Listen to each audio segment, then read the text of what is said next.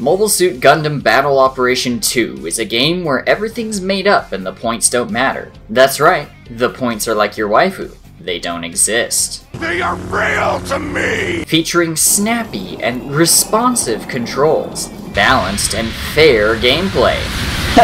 Get Beybladed, idiot. An engaging and rich story, and the finest graphics you can find on the PlayStation 3. And to add insult to injury, it's also a gacha game. On top of all of this, it's the 10th worst rated game on Steam, making it quite possibly the lowest scoring gacha game of all time. So why am I playing it? And why does my mech look like this? As with many questionable life choices, it all started with peer pressure. They all want my butthole. Alright, well, I'm dead. You nutted on me. Huh? How could you nut on me? You saw it. Did you appreciate how it looked? So, the guy who is effectively a professional anime MP4 online has a group of friends who are into the biggest mecha anime franchise on the planet. Shocking, I know. But you want to know what the ironic thing about the situation is? I know next to nothing about Gundam. Now, that isn't because I dislike Gundam, or that I have no interest. On the contrary, I keep telling myself that at some point I'm going to sit down and start digging into what the series has to offer. It's just that there's a bit of a back catalog. Gundam as a franchise started in 1979 and is a foundational work for the mecha genre and anime in general as we know it today. It has had numerous TV series, spin-offs, movies, video games, and of course merchandise. Finding a good starting point for something that's been ongoing for 44 years is a pretty daunting task. To date, I've only watched one series, Gundam Reconquista in G.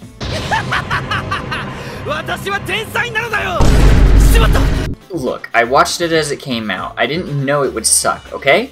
Everything else I know about the franchise I've essentially absorbed through osmosis while talking to my friends who are really into it. I know about the miracle science bullshit particles. I know that mobile suits are generally made of Gundanium. And I know that painting a suit red makes it 3 times faster and 3 times stronger. And before you go to the comments to yell at me to go watch Witch from Mercury, yes, I plan on watching it. I'm just too busy with other projects right now. All of this is to say that I have basically no context for anything that goes on in this game. And that's perfectly fine. You don't need to know any of the story, because there is none. You play as a mercenary that fights other mercenaries for reasons, which is basically the most bare-bones excuse for why mobile suits from various different series and different factions can all fight on the same team. Not that I expect anything going on here to even remotely exist in canon. As for gameplay, the bread and butter of this game is PvP matches. There are 3 co-op missions, but you basically play them once and then never again. Which is a shame, because if the game actually leaned into the co-op content, I'd be more inclined to actually recommend the game. Going back to the PvP matches, you've got your typical point capture, team deathmatch, and free-for-all modes, split between ground and space battles. Like, back at like 3 o'clock. Oh yeah, we missed. Wait, he's in the lead now, let's get him! Quick, Unga Bunga his ass! I'm not good. I might get 1 shot off. I don't know. Unga Bunga, quick! Where is he? You didn't chase him, so it wasn't gonna happen. Yeah, let's go! I almost hit him for 6,000. Come on! I just won in the mobile suit ever. Let's go! Just a sweep. It really is the mobile suit ever. Look at the leaderboard! I've got a confession. I'm actually one of those weirdos who likes space combat better than ground combat. But yet again, I'm also the kind of guy who inverts the stick on jets in video games and prefers the first-person cockpit view. It just makes sense, okay? Hello there, man. Ow. Whoa, what the heck was that? No! Me when your mom.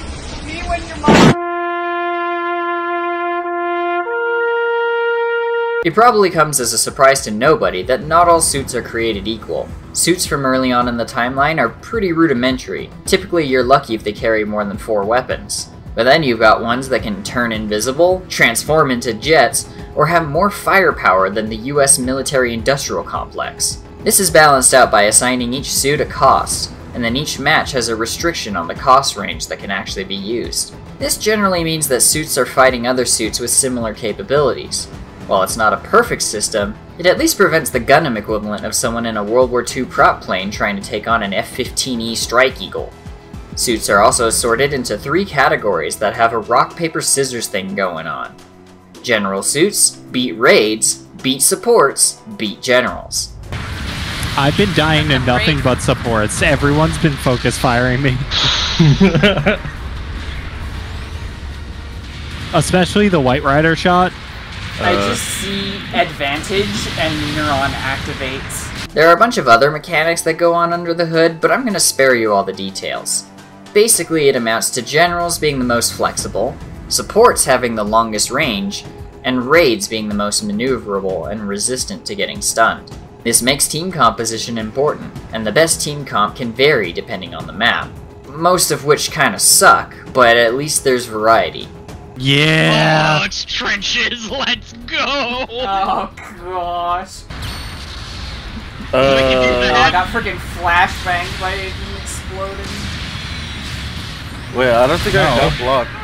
Oh, let's go! That was a good one. Customization of your suits is a bit of an interesting topic. Each suit can have a certain amount of parts that you can slot into it, which can do things like upgrade your thrusters, increase max health, decrease reload times or weapon charge-up times, or just boost your overall damage. While this system does give you an advantage over someone who hasn't upgraded their suit, you can just buy a bunch of cheap parts from the store with the currency you get from the tutorial and slap them on, and be fine. For a while, all I did was stack as many damage boosts as it let me, and I felt like I was on a level playing field. From there, you can just side grade it to better fit your playstyle. However, unironically, the best part of this game is customizing your suit's paint job. Me and the boys spoofing IP addresses for fun.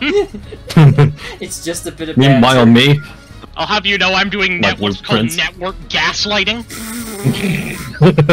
There's a reason why this is locked behind a playtime requirement. Anytime I pull a new suit, the first thing I do is slap on my preferred colors. I guess that means I should get into Gunpla or something, but I already have enough money sinks in my life as is. I do not need another one. Speaking of money sinks, gotcha! Mobile Suit Gundam Battle Operation 2 innovates by being the first gacha game to have a loading screen every time you pull on a banner. Why does it take so freaking long to load the gacha animation? Jeez. Requesting a material drop. Yeah, why does the freaking loading screen have a loading screen? I have no idea how expensive it is to keep up with featured releases in this game, because I don't know enough about Gundam to really want any particular suit, so your mileage may greatly vary depending on how invested you are in the franchise. For me, I can comfortably stay as a free-to-play because the free premium currency I get is pretty much always enough to get any half-off 10 pulls they have. Plus, there was an entire month where they let you do 1 pull for free every day, and those were guaranteed to always be a suit rather than some random garbage. I've managed to build up a fairly sizable roster at this point, which is not something I can say of other gacha games I haven't spent money on.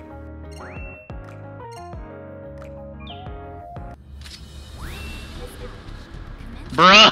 Bruh.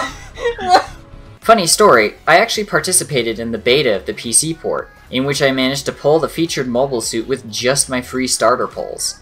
Double Zeta, my beloved.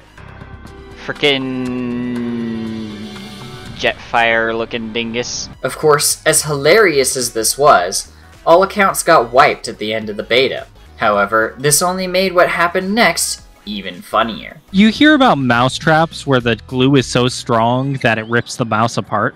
Yeah. Yes. Yo!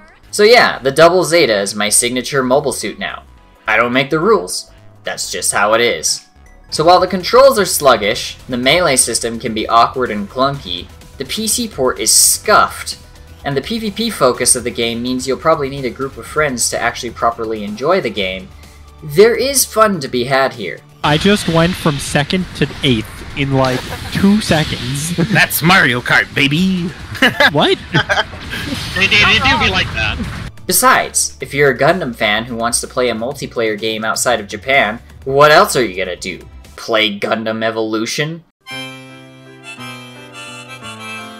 For me, this game is an interesting case study in just how far it's fun with friends can go. I genuinely have fun playing this game, but I would by no means consider this Walmart brand Armored Core good overall. Yeah, but like glue, it tastes so good. No, I will not elaborate! Is it worth being on Steam's bottom 10? No, but it's no MechWarrior either. Sorry that this video is so short, but I don't really have much else to say about this game. I mainly wanted to provide you all with a little bit of content to further stall for time while I continue to deal with bigger projects.